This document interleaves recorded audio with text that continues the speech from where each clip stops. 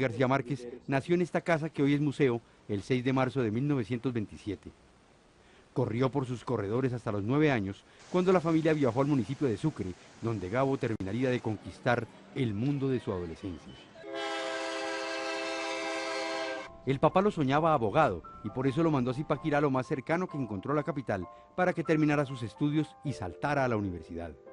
La idea la ejecutó el hijo cabalmente, más por cumplir los dictados de su padre que los de su corazón. En 1947 publicó su primer cuento en El Espectador, La tercera resignación, cuando no tenía un peso en el bolsillo. El recuerdo de ese acontecimiento literario quedó plasmado en Vivir para contarla, el libro de sus memorias.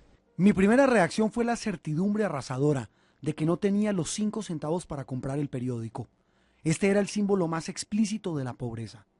En ese entonces, viviendo en el centro de la ciudad, le tocó en suerte el Bogotazo.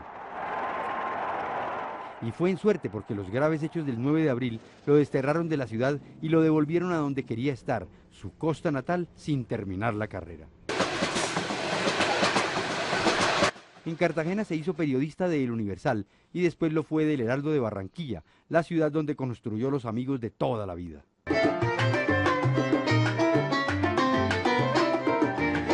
En un bar de cazadores llamado La Cueva, se reunía con Álvaro Cepeda Zamudio, Alfonso Fuenmayor, Alejandro Obregón y muchos más.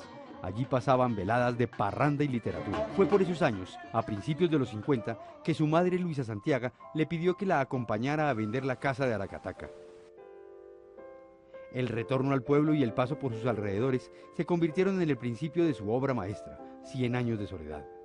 En ese regreso, vio las casas de la United Fruit Company, rememoró las historias que le contaban sus abuelos sobre la masacre de las bananeras y empezó a tejer con palabras las historias del abuelo militar en sus años de gloria. De esa manera redondeó la esencia de su país y su vinculación con El Espectador le entregó lo que le hacía falta, una dimensión más universal del hombre. Duró 4 años por fuera del país, en un recorrido que le enriqueció las formas de la creatividad. Ginebra, Roma, París, Varsovia, Budapest, Berlín, Praga y Moscú. Ya de regreso a América, se convirtió en director de Prensa Latina, una agencia creada por la Revolución Cubana para cambiar el lenguaje de la información. Ese hecho lo acercó a Fidel Castro y lo consolidó como uno de sus grandes amigos. 100 años de soledad llegó después, en 1967.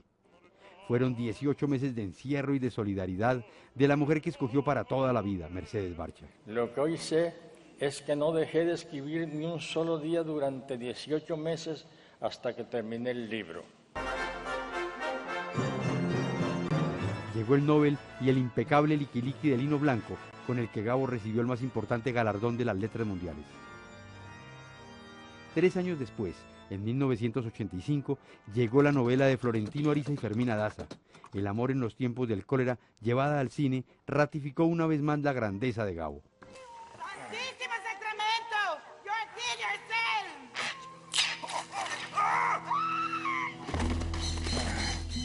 Por todas estas razones y por muchas más, Gabo tuvo museo antes de morirse y se convirtió en inmortal cuando todavía hacía parte del reino de este mundo. Vengo a penarte mis cantas, ventano de tus levajas.